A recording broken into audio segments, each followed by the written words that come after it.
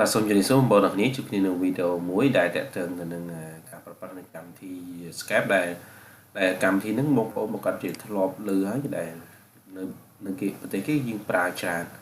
កាលនៅយើងភាគតិចតែយើងប្រើដោយសារយើងមានមធ្យោបាយច្រើនជំនួយដូចជា Facebook Telegram ឬក៏កម្មវិធីមួយចំនួនទៀតដែលជាពពួក message តែនៅក្នុងមុខងារនៃការប្រើប្រាស់ Skype នេះគឺវាមានមុខងារមួយទៀតដែលយើងអាចដឹងគឺការ share screen ពីកុំព្យូទ័រមួយទៅកុំព្យូទ័រមួយដើម្បីលក្ខណៈយើងជាលក្ខណៈការប្រជុំជាលក្ខណៈក្រុមដែលយើងអាចបង្ហាញជា screen ហើយយើងអាចលក្ខណៈបង្រៀនពីចម្ងាយដែលយើង share screen របស់គ្រូបរិញ្ញាទៅកាន់កូនសិស្សដែលមានគ្នាជាច្រើនហើយយើងអាចមើលក្នុងពេលតែមួយមានន័យថាយើងរៀនដូចយើងរៀននៅសាលារៀនដែរអញ្ចឹងមានគ្រូចាំបញ្យល់យើងហើយចាំរៀនតែ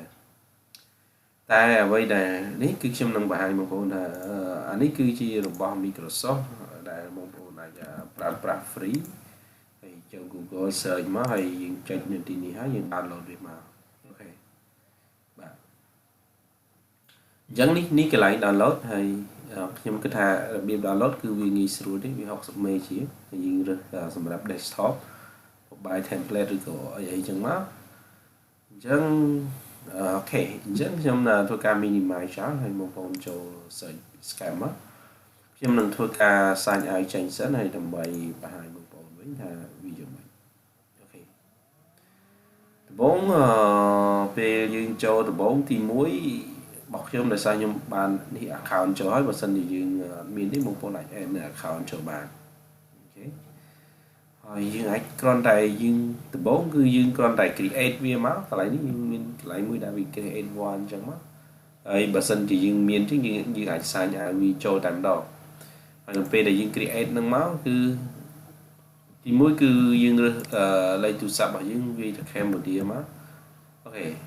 យើងមើល Cambodia មកបាទខ្ញុំមើលកម្ពុជានៅណាចេះអូខេហើយបន្តមកបងប្អូនពេញលេខទូរស័ព្ទមកហើយយើងបាច់ពេញលេខ0នេះដល់ពេលយើងពេញយើងដេកមកវានឹងផ្ញើកូដឲ្យយើងដើម្បីធ្វើការភ្ជាប់នេះគឺងាយស្រួលមែនតើហើយខ្ញុំនឹង back មកវិញហើយខ្ញុំនឹងចូលនៅលើ account របស់ខ្ញុំវិញដើម្បីបង្ហាញបងប្អូនពីរបៀបនៃការប្រើប្រាស់សូមបញ្ជាក់ផងដែរថាដើម្បីអាច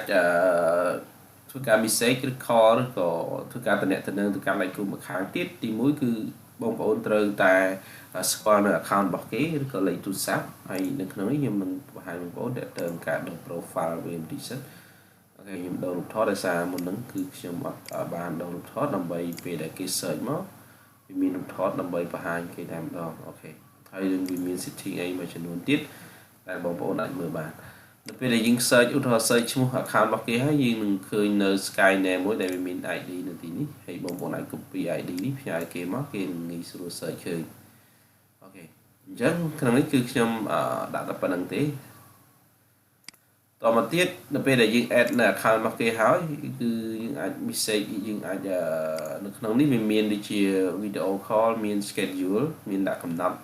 ពេលតាក់ទង call មាន create នៅកន្លែង pool បងប្អូនឃើញគេនៅលើ Facebook chat ហើយនៅក្នុងនេះយើងអាច share នៅ location ហើយកន្លែងនេះគឺយើងអាចអូខេ add នៅណាចូលជា group អីជាដើមឬក៏ send message ឲ្យអ្នកណាប្រហែលអ្នកអញ្ចឹងហើយកន្លែងនេះគឺយើងអាចនិយាយរួមមុខងារដូចគ្នាត្រង់កន្លែងនេះវាមាន voice audio call ហើយជាមួយនឹង video call ហើយកន្លែងមួយទៀតកន្លែងនេះគឺជាតើតើ add នៅ file តើតើ add file អីខ្លះអញ្ចឹងរូបភាពឬក៏អីអញ្ចឹងយើងអាច add ចូលបានអូខេហើយកន្លែងនេះគឺតើតើនឹងរូបភាពប្រភេទចេះបងប្អូនយល់ហើយតទៅទៀតគឺខ្ញុំនឹងបង្ហាញបងប្អូនថាយើងនៅមុខងារនេះវាមាន call មានអីយើងអាច search friend របស់យើងនេះ search people របស់យើងនៅណា search ឃើញហើយខ្ញុំ search ឃើញហើយតោះមកខ្ញុំ call នៅពេលដែលខ្ញុំ call ទី1គឺខ្ញុំនឹងបង្ហាញបងប្អូនខ្ញុំនឹងធ្វើការ call ពីកុំព្យូទ័ររបស់ខ្ញុំទៅមួយទៀតដែលមានវាឈ្មោះថាខ្មែរ Knowledgeនេះហើយខ្ញុំនឹង call ទៅកុំព្យូទ័រដែលខ្ញុំកំពុង record ដើម្បីងាយស្រួលក្នុងការតំណែងទៀតគឺខ្ញុំបាន ខ្ញុំធ្វើការហាយពីកុំព្យូទ័រមកខាងទៀតទៅបងឃើញតោះមកខ្ញុំតាក់ទងខ្ញុំ call គឺខ្ញុំ voice video call ទៅហើយអញ្ចឹងនៅពេលដែលខ្ញុំ call មកគឺវានឹងបោះនេះបើសិនយើងនេះអញ្ចឹងក៏វាលើសំឡេងដែរអញ្ចឹងនៅកន្លែងនេះយើងតាក់ទងយើងទទួលខ្ញុំចុចទទួលមកអូខេអញ្ចឹងនៅពេលដែលចុចទទួលបងប្អូននឹងលើសំឡេងសារខ្ញុំបញ្ចូលសំឡេងវាថតសំឡេងអូខេអញ្ចឹងនៅក្នុងនេះគឺវាបញ្យល់យើងមួយចំនួនទី1គឺខ្ញុំនឹងបង្ហាញទៅការ share screen ធម្មតាបើយើងចង់ share screen គឺយើង share screen នៅទីនេះ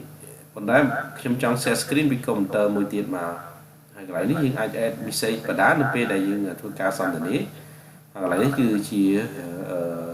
បើកវីដេអូប៉ុន្តែខ្ញុំមិនចង់បង្ហាញឲ្យបងប្អូនឃើញទេអានេះអញ្ចឹងនៅពេលដែលយើងចង់ share screen មកងារកន្លែងនេះគឺយើង share screen ហើយនៅពេលដែលយើង share screen គឺខ្ញុំ share screen ពីកុំព្យូទ័រមួយទៀតដែលខ្ញុំកំពុងតែភ្ជាប់ទៀតអូខេអញ្ចឹងវាបានលោតចូលហើយនៅក្នុងនេះហើយនៅក្នុងនេះខ្ញុំ start share screen នៅពេលនេះគឺ screen កុំព្យូទ័ររបស់ខ្ញុំម្ខាងដែលខ្ញុំកំពុងតែធ្វើការបញ្ជីឧទាហរណ៍បងប្អូនចង់ភ្ជាប់អ្នកដំណើររៀនអីចឹងយើងមើលឃើញ screen ម្ខាងទៀតជាដែរហើយក៏ប៉ុន្តែខ្ញុំធ្វើការនៅលើ screen ម្ខាងទៀតដើម្បីបង្ហាញឧទាហរណ៍ថាខ្ញុំបើកកម្មវិធីអីមួយអញ្ចឹងអូខេខ្ញុំបើកកម្មវិធី David មួយអញ្ចឹងគឺវានឹងសូវបង្ហាញជា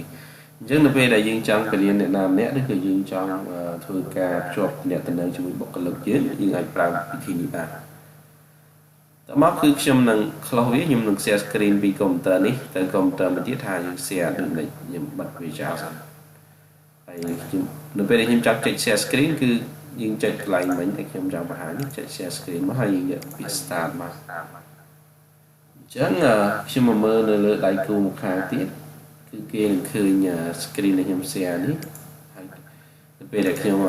ធ្វើអីលើនេះគឺគេនឹងឃើញអញ្ចឹងមានន័យថាយើងអាច share ក្នុងពេលតែមួយយើងអាច share ពីខាងណាទៅខាងណាដែលយើងគិតថាយើងចង់បង្ហាញទៅលើគេបើចំណុចទាំងអស់នេះគឺវាអត់មានអីពិបាកទេសម្រាប់បងប្អូនទាំងគ្នាហើយខ្ញុំសង្ឃឹមថាបងប្អូនទាំងគ្នាអាចនឹងអនុវត្តវាបានតមកគឺខ្ញុំនឹង share screen ពីនេះទៅនេះមួយទៀតហើយអូខេគឺអត់បញ្ហាសម្រាប់បងប្អូនដែលអូខេដែលមិនទាន់បានចុច subscribe channel ខ្មែរលីបងប្អូនអាចចុច subscribe នៅ channel ខ្មែរលីបានហើយ complete ដាក់រូបបណ្ដឹងម្នាក់មួយផង